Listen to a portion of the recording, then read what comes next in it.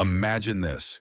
You are lying next to someone who just touched your body, maybe even your skin, maybe even your ego, but something remains untouched, untouchable. You feel that something was missing, even though everything happened as it should. The sweat dried, the pleasure came, bodies intertwined like a mechanical ritual, learned over time. But what remained is silence, an emptiness that feels deeper precisely after what should have filled it. You turn in bed, your breathing slows down. Outside, the world goes on, indifferent. But inside you, there is a question pulsing like a poorly healed wound. Why is this never enough? No one taught you to name this absence.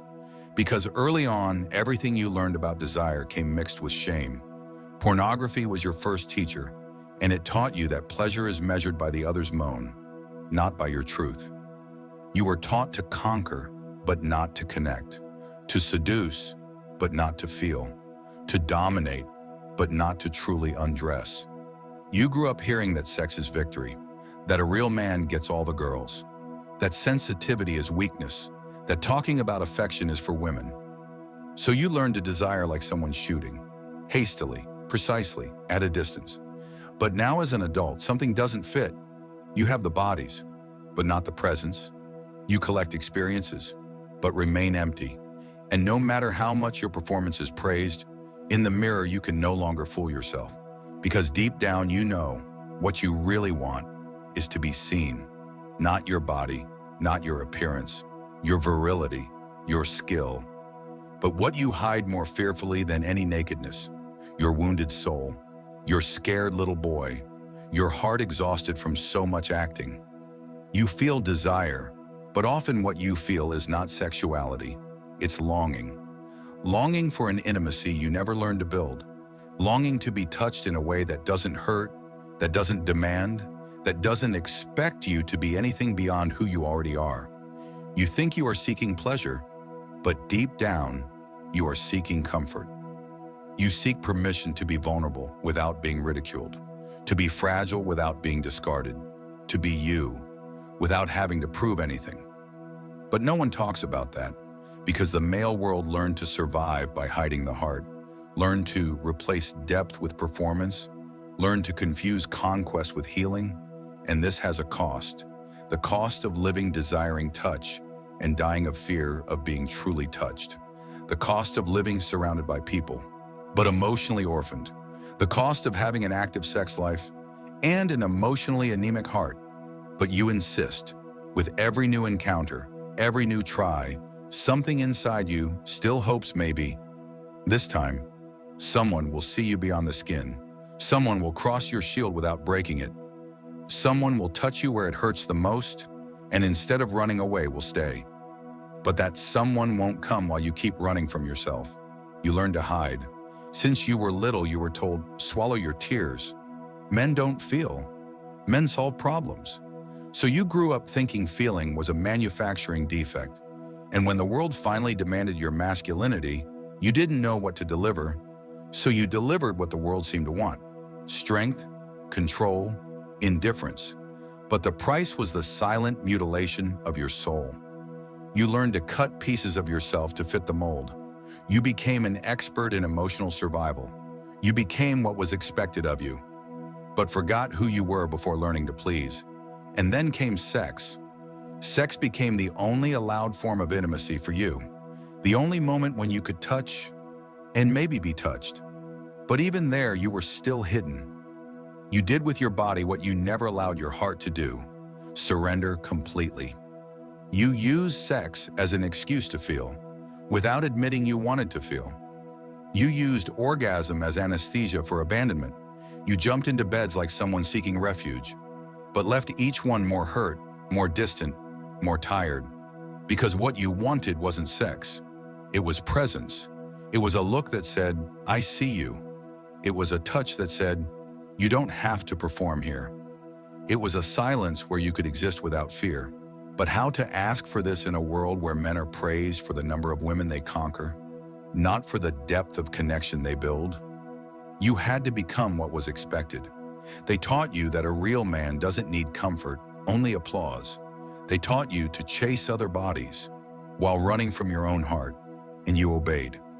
You obeyed pornography, which taught you that pleasure is something quick, sweaty, and silent. You obeyed society, which told you feelings make you weak. You obeyed your pain, which convinced you it's better to keep distance than risk rejection. But you are tired. Tired of pretending everything is okay. Tired of laughing with friends about conquests that left you empty. Tired of desiring without feeling truly desired. Tired of carrying this armor no one sees, but that weighs like it's made of stone. And the worst, no one notices, because on the outside you look fine. Outside you are the confident, viral, secure guy.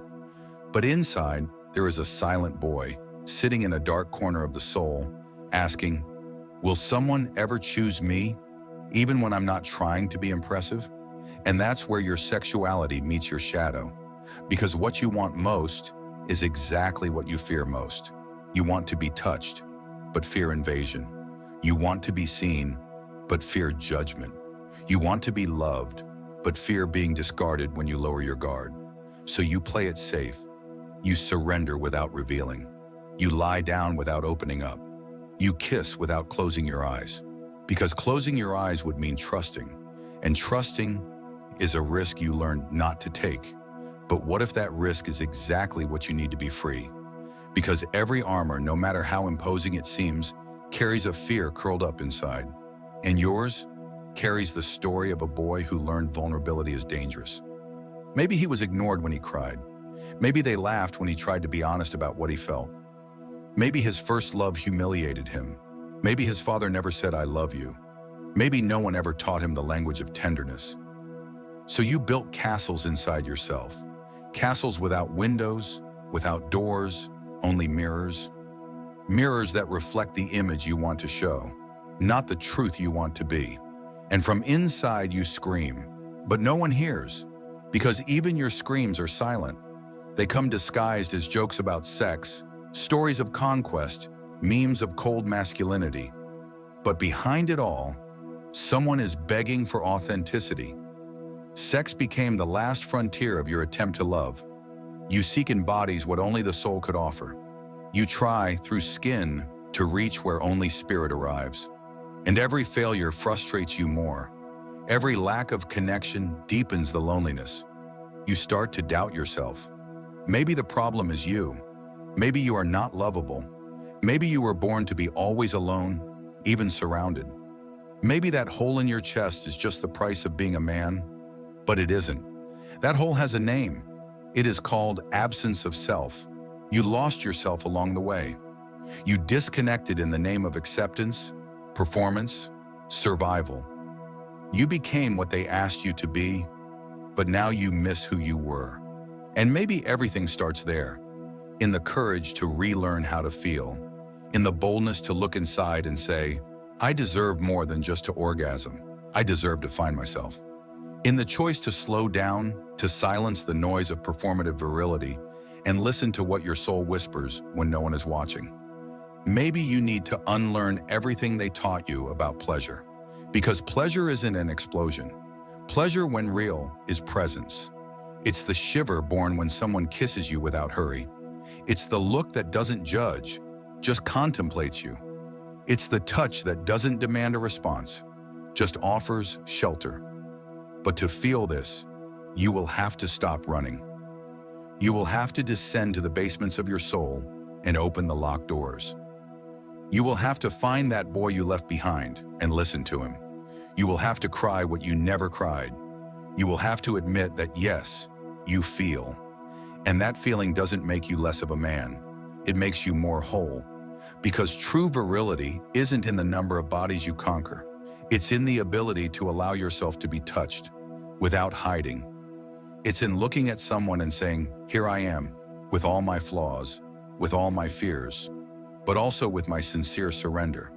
And you don't need 1,000 women for that. Sometimes you need just one.